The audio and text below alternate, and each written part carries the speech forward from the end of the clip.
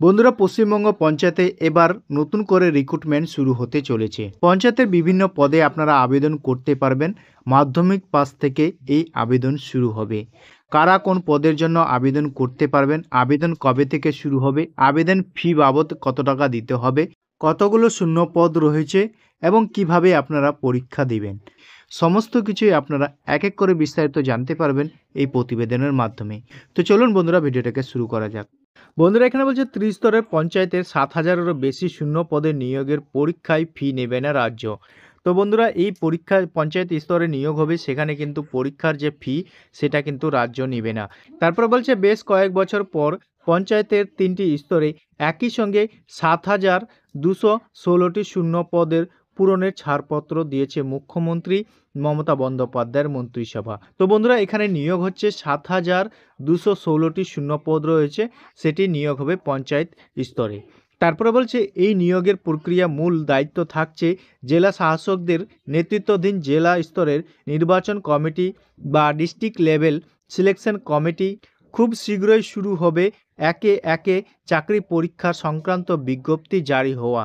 তবে এই পরীক্ষায় বসতে কোনো ফি দিতে হবে না প্রার্থীদের। তো বন্ধুরা, এই যে রিক্রুটমেন্ট হবে, এই রিক্রুটমেন্টের কোনো আপনাকে ফি দিতে হবে না, অর্থাৎ আবেদনের কোনো টাকা দিতে হবে না।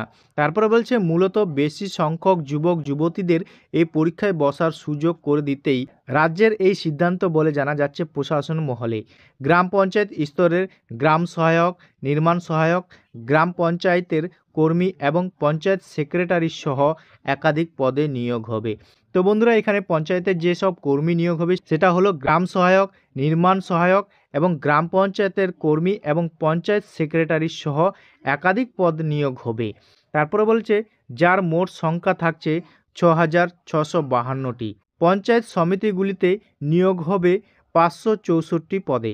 তো বন্ধুরা, এখানে পঞ্চায়েত সমিতিতে নিয়োগ হচ্ছে 564টি, যার মধ্যে রয়েছে block information officer, clerk, typist ও পিয়ন।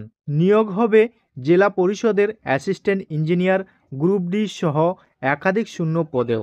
ফলে একইবারে মাধ্যমিক উত্তীর্ণ থেকে ইঞ্জিনিয়ারিং ডিগ্রিধারী সবারই জন্য সরকারি চাকরির দরজা খুলে দিচ্ছে নবান্ন। রাজ্য প্রশাসনের শীর্ষে কর্তাদের মতে অন্তত 30 থেকে 35 লক্ষ চাকরি প্রার্থী পরীক্ষায় বসার আবেদন করবেন। পরীক্ষা নেওয়া থেকে শুরু করে নির্বাচিতদের তালিকা তৈরি করা পর্যন্ত কোটি কোটি টাকা খরচ হবে রাজ্যের। ব্যাংক এবং অন্যান্য চাকরির পরীক্ষার জন্য একজনের চাকরির প্রার্থীর থেকে এক্সামিনেশন ফি বাবদ অন্তত 300 থেকে 500 টাকা নেওয়া হয়। কোনো ক্ষেত্রে এই অঙ্ক 1,000 টাকার গণ্ডি ছড়ায়। তবে হাজার আর্থিক টানাটানি থাকা সত্ত্বেও মানবিক কারণে পঞ্চায়েতের এই সমস্ত শূন্য পদে পূরণের পরীক্ষার জন্য কোনো এক্সামিনেশন ফি না নেওয়ার সিদ্ধান্ত হয়েছে বলে জানা গিয়েছে। বেশিরভাগ ক্ষেত্রেই রিটার্ন টেস্ট এবং ভাইবা দুটি স্তরেই সম্পূর্ণ হবে নিয়োগ প্রক্রিয়া। কিছু ক্ষেত্রে রয়েছে সেখানে তার সঙ্গে যুক্ত হবে কম্পিউটার সংক্রান্ত একটি পরীক্ষাও। তারপর বলছে প্রশ্নপত্র তৈরি থেকে শুরু করে ওএমআর ছাপানোর সমস্ত দায়িত্ব থাকবে ডিএলএসসিগুলির। তবে সম্পূর্ণ নিয়োগ প্রক্রিয়া সুষ্ঠু এবং স্বচ্ছভাবে সম্পূর্ণ করতে এ মাসের শেষে একটি এসওপি এবং স্ট্যান্ড অপারেটিং প্রসিডিওর জারির কথা রয়েছে পঞ্চায়েত দপ্তরে। পঞ্চায়েতের রিক্রুটমেন্টের রুলসকে সামনে রেখেই তৈরি এই ওএসপি অনুযায়ী নিয়োগ প্রক্রিয়া চালাতে হবে ডিএলএসসিগুলিকে। সেখানে পরিষ্কার বলা থাকবে নিয়োগ প্রক্রিয়া স্বার্থে কোনো বেসরকারি সংস্থাকে নিযুক্ত করা হবে না। এখানেই শেষ নয়, নিয়োগ প্রক্রিয়ার জন্য একটি পৃথক রিক্রুটমেন্ট পোর্টালও তৈরি করছে রাজ্য। একেবারে ওটিপি দিয়েই এই পোর্টালের রেজিস্ট্রেশন করে রাখতে হবে চাকরি প্রার্থীদের। বিজ্ঞপ্তি জারি হলে সংশ্লিষ্ট পদের জন্য এই পোর্টালে ঢুকেই আবেদন করতে হবে তাদের। এখান থেকে তারা ডাউনলোড করতে পারবেন পরীক্ষার অ্যাডমিট কার্ড। ফলে এই নিয়োগ সংক্রান্ত সমস্ত কাজ হবে একেবারে অনলাইনে, যা প্রতিটি ডিএলএসসিগুলি নিশ্চিত করবে পঞ্চায়েত দপ্তর তৈরির এই পোর্টালের মাধ্যমেই। তো বন্ধুরা, পঞ্চায়েতের রিক্রুটমেন্ট নিয়ে এই ছিল ছোট একটি আপডেট। ভিডিওটা কেমন লেগেছে কমেন্ট সেকশনে অবশ্যই কমেন্ট করে জানাবেন। ভিডিওটা যদি ভালো লেগে থাকে একটা লাইক করে বন্ধুদের সাথে বেশি বেশি করে শেয়ার করে দেবেন।